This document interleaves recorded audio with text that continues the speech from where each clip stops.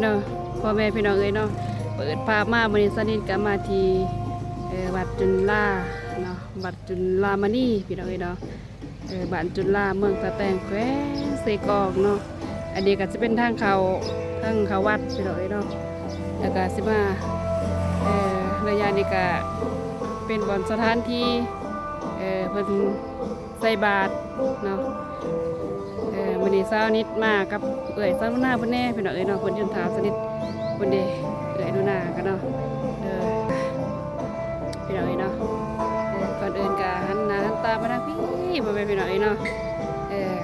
มาพบมาพอกันคือเก่าคือเดิมเนาะก่อนอื่นก็กราบทักทายสบายดีเด้อพ่อแม่ FC สุขุนเนาะบ่ว่าอยู่ภายในและก็ต่างประเทศเนาะก็ยินดีเข้าสู่2เช้านี้เราไต่เส้นเก่าเส้นเคยพ่อแม่พี่น้องเอ้ยเนาะมาพบมาพอกันมื้อนี้เช้านี้พาพ่อแม่มาชมบรรยากาศอยู่วัดบ้านจุฬาเนาะวัดชื่อวัดจุฬามณีเมืองแสงพี่น้องเอ้ยเนาะที่ว่าวัดเพิ่นกำลังท่วมสร้างนั่นแหละพี่น้องแต่ก็บ่ทันใดสำเร็จหรือว่าบ่ทันใดแล้วเนาะแล้วก็มนี่เนาะเพิ่นก็สิได้จัดงานสมทบทุนเนาะแห่ยอดพระป่าสามัคคีพ่อแม่พี่น้องเอ้ยเนาะไปตอนนี้ก็ไปหาทางเอ้ยสาวนุนากันเลยนี่เอ้ยเพิ่นกระทาโทษทาพี่น้องเอ้ยเลยอีบุญหัวค่ะมื้อนี้พี่น้องเอ้ยเลยมาบุญนำกันเด้อมื้อนี้เนาะอยู่ที่วัดจุฬาใส่บาตรสิ้นเพ่งเนาะตอนนี้มันมีขาผู้สาที่มื้อนี้เลยมา2คนมื้อนี้เลยพี่น้องเอ้ยเนาะภาพบรรยากาศที่ว่าวัดเพิ่นก็ก็ความสร้างเนาะแต่ก็บ่ทันแล้วเนาะเอ้ยนู่นน่ะอันนี้ก็สิเป็นมุมทางนาพี่น้องเอ้ยสร้างแบบว่าเพิ่นโคตรแม่งใหม่เลยโดยเพิ่นคั่วแป้งไว้พี่น้องเอ้ยเนาะก็บ่ทันได้แล้วเทื่อพี่น้องเอ้ยเนาะโอเคพ่อแม่พี่น้องเอ้ยเนาะตอนนี้ก็เช้านิดก็กับเอ้ยสาวนุนาเนาะก็สิได้ขึ้นไปนั่งข้างเครื่องศาลาก่อนพี่น้องเอ้ยเนาะไปกาเกมหากาเกมเครื่อง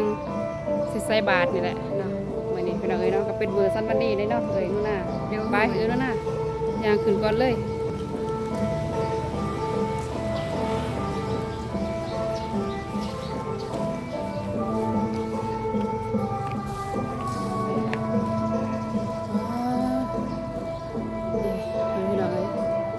กับบอลไลสวงเนี่ย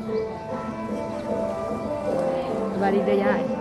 โดยสวัสดีเพื่อนก็ได้มายังสังโฆปฏิคันนันโตอาตยันตังกาลันตาเลสังบานิตุงบสังเคโอกาสวันธามิปันเตเจติยังสาปังสัพพทาธานิสุปฏิทิตัง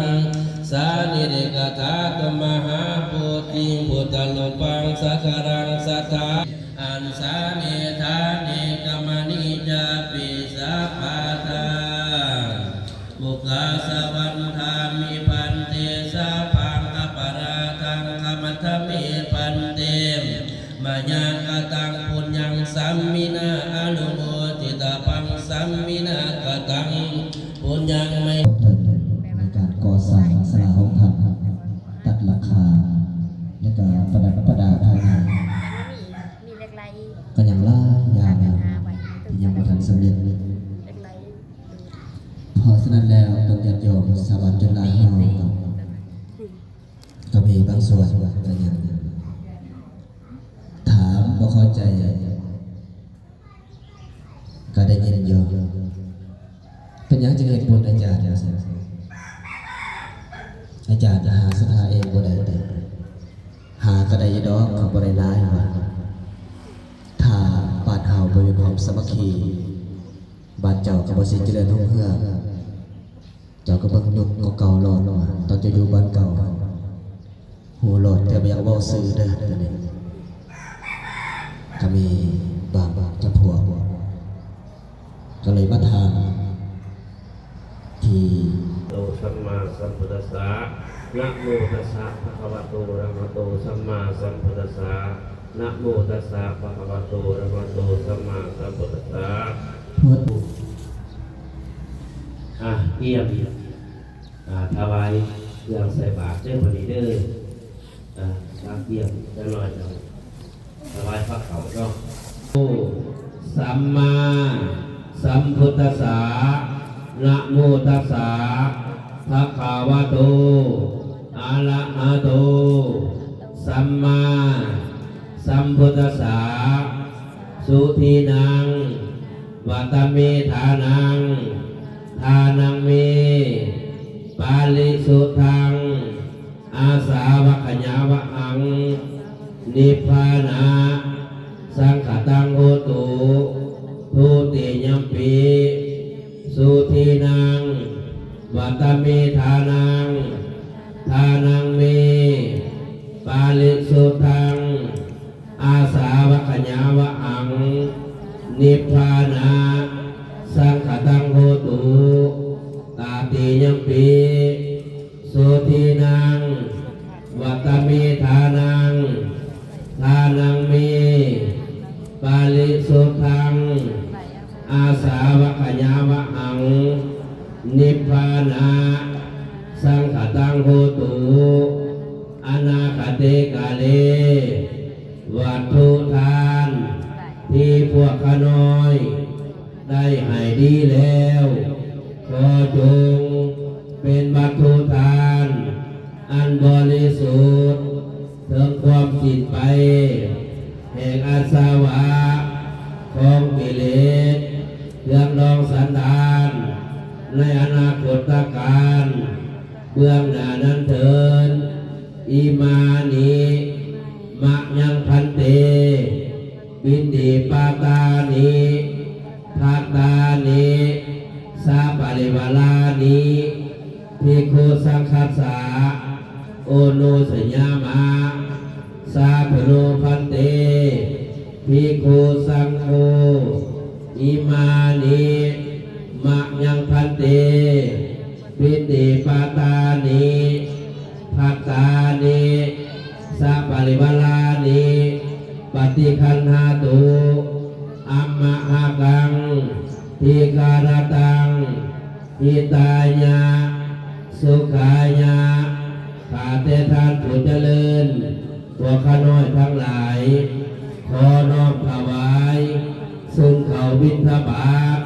พร้อมภัตตาอาหารกับทั้งของบริวารทั้งหลายเหล่านี้ขออุทิศส่วนบุญกุศลทั้งหลายเหล่านี้ให้แก่บรรพบุรุษปิตามารดาพ่อเก่าแม่หลังเจ้ากรรมนายเวรเจ้าเกณฑ์สัตตาเจ้าที่เจ้าทาง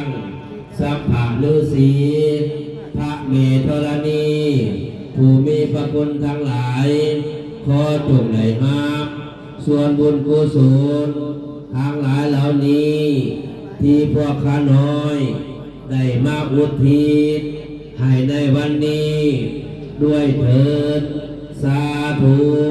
สาธุสาธุอนุโมทามิสาธุ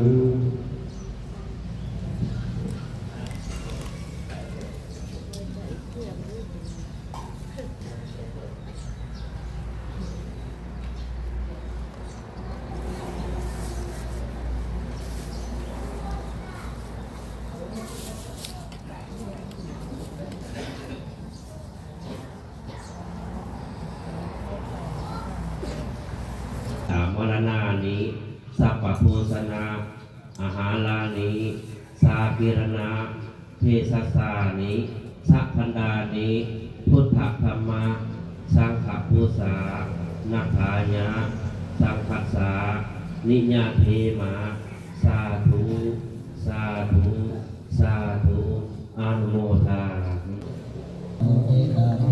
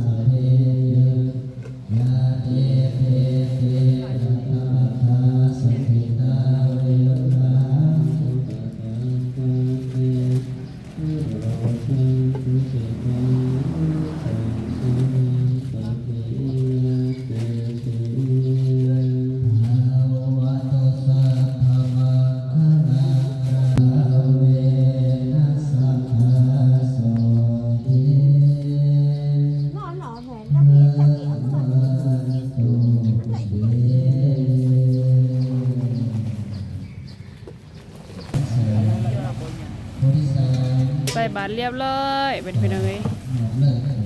ทางหม่อมจั่วเพิ่นก็เก็บสบายดีเด้อหม่อมจั่วโดย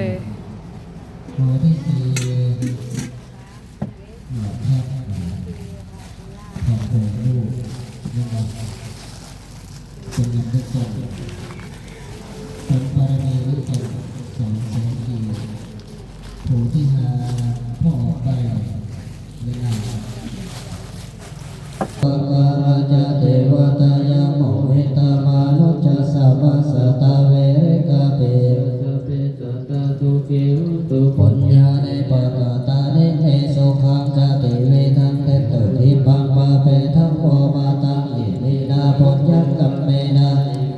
โอเทเสนาจักขิปังสุราเพเจวะตังโอปัฏฐานาเสภานาเมสักขะเนนาธัมมายาวานิปานาโต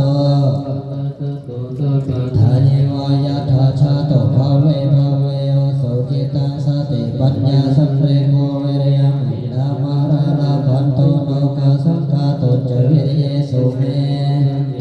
วารุตังโมนาโทปัจจิกาพุทโธจะสังโฆเจตายด้วยกันตามบททางเส้นจงเป็นสุขเถิดอย่าได้มีเวรแก่กันและกันเลย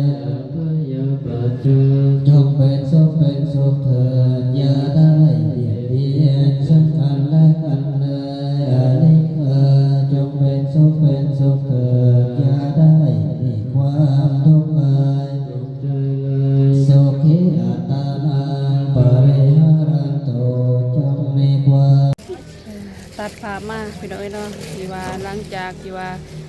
ใส่บาตรเป็นทีเรียบร้อยพ่อแม่พี่น้องเนาะตอนนี้สนิทกาสิเขาไปหาทางพระอาจารย์ราชาธิกรเพิ่นเนาะกับสารุณาเนาะสนิทสิเขาไปเพราะว่ามื้อนี้ก็เป็นโอกาสดีพ่อแม่พี่น้องเนาะทางไอหักสนิทเนาะอยู่ทางต่างแดนเนาะเพิ่นก็ได้สร้างบุญสร้างกุศลเนาะแล้วก็สร้างเฮ็ดต้นผ้าป่าสามัคคีเนาะอยู่ที่วัดจุฬาเพิ่นได้ฝากมาเป็นจำนวนเงินเนาะ2,000 บาทพี่น้องเนาะแล้วก็ให้สนิทเป็นสะพานบุญต่อเนาะแล้วก็ให้ฝากไปให้ทางน้องน้อยเนาะน้องน้อยน้องไม้เนาะก็ได้แยกในจำนวนนั้นเนาะแล้วก็จำนวนที่ว่า500 บาทเพิ่นให้มาสร้างวัดแน่เพิ่นว่าเนาะสนิทก็เลยเข้ามามื้อนี้กับสาวนุนาพี่น้องเนาะเพราะว่าสนิทไปแลกเปลี่ยนได้เงินรวมทั้งหมดถึงอยู่ล้าน300,000เนาะได้ล้าน300,000กีบเนาะแต่ตอนนี้สนิทก็มาหาทางพระอาจารย์เพิ่นอยู่วัดนี่แหละเนาะกับสาวนุนาเนาะก็สิได้แต่งเคนเงินให้เพิ่นเลยเนาะที่ว่าเพิ่นได้โอนมาให้นี่แหละเป็นจำนวน300,000พี่น้องเนาะมาสร้างวัดสร้างบุญสร้างกุศลนำกันเข้าไปหาทางสาวนุนาเลยนุนาเพิ่นก็นั่งอยู่ข้างเทิงแล้วเข้าไปพี่น้องเนาะ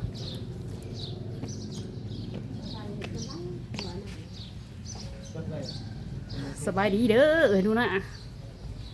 เด้อสบายดีเด้อพระอาจารย์เพิ่นพี่น้องเนาะเลย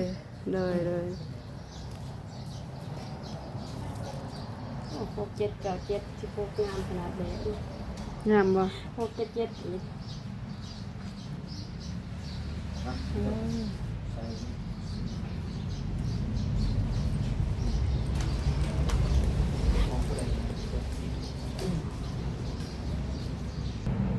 จับก่อนเดี๋ยวทาย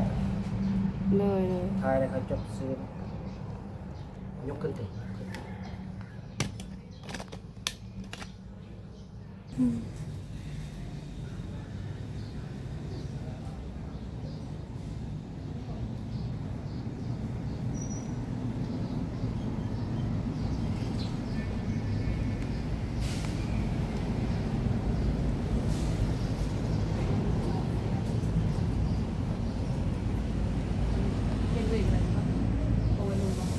จับก่อนขอสาธุเด้อบุญกุศลที่รับตนญาติโยมที่มาเป็นประตูปัจจัยก็ดีโอโมทนาเข้าในก่อสร้างศาลาของธรรมเป็นตนบารมีตนประปาบารมีที่เป็นสะพานบุญทั้งออกหน้าและออกเม็ดที่มาเป็นสะพานบุญให้กำมอดมาเทิงนะเด้อขอบคุณญาติโยมทั้งหลายที่มีจิตใจใส่ศรัทธาเศร้าสัตว์บริษัททั้งหลายที่มาโปรโมทนาขอให้จงมีความสุขความเจริญมีความใส่ให้มีแต่ความอุดมสมบูรณ์เพื่อคุณบุญญาบารมีอยู่ในศีลในธรรมเห็นด้วยสอบประกอบด้วยธรรมแล้วขอให้เจ้าภาพเจ้าศรัทธาทุกคนมีความสุขความเจริญขอโมทนาสาธุแล้วเอาเก็บไว้สำหรับโทรศัพท์ โอเคพ่อแม่พี่น้องเนาะตอนนี้ซานิจะได้ลงมาจากที่ว่าไปเค้นเงินหรือว่า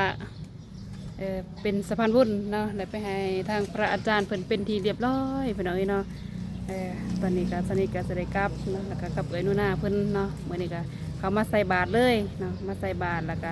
มาเค้นเงินที่ว่าทางอ้ายเนาะไอ้บ่าวต่างแดนเนาะไอ้ฮักทางเซานิดเนาะเพิ่นได้มาให้สนิทเป็นสะพานบุญเนาะเพิ่นก็สร้างบุญกุศลนำกันเนาะให้มีแต่ความสุขความเจริญนี่แหละทางอ้ายเพิ่นกันเนาะก็เดินหมดกาขอมขอบใจเด้อทางพ่อแม่FC สุขุสุขคนเนาะบ่ว่าอยู่ภายในและก็ต่างประเทศเนาะขอ จงมีแต่สุขภาพแข็งแรงความเจ็บจะสลายความไกลยาสมีผู้พอแต่สิ่งดีๆเข้ามาเนาะพิเศษก็เป็นทางไอ้บาวเนาะไอ้หักสนิททางต่างแดนเนาะก็ขอให้เพิ่นจงมีแต่ความสุขความเจริญปรารถนาสิ่งใดก็ขอให้ได้สิ่งนั้นให้สมพรปรารถนาความเจ็บยาสลายความไกลยาสมีเนาะโอเคพ่อแม่พี่น้องเนาะสนิทกะสิได้จบคลิปเนาะกะสิได้เดินทางกลับไปกับซานุนาเนาะเพราะว่านุนาเพิ่นก็ติดธุระแน่เนาะมื้อนี้เนาะก็เลยสิได้พากันออกมื้อเลยพี่น้องเนาะโดยกับซานุนาพ่อแม่พี่น้องเนาะสำหรับคลิปนี้เนาะสนิทกะสิได้จบคลิปไปเพียงเท่านี้สำหรับคลิปขอกล่าวคำว่าสบายดีพ่อแม่พี่น้องเนาะบ๊ายบาย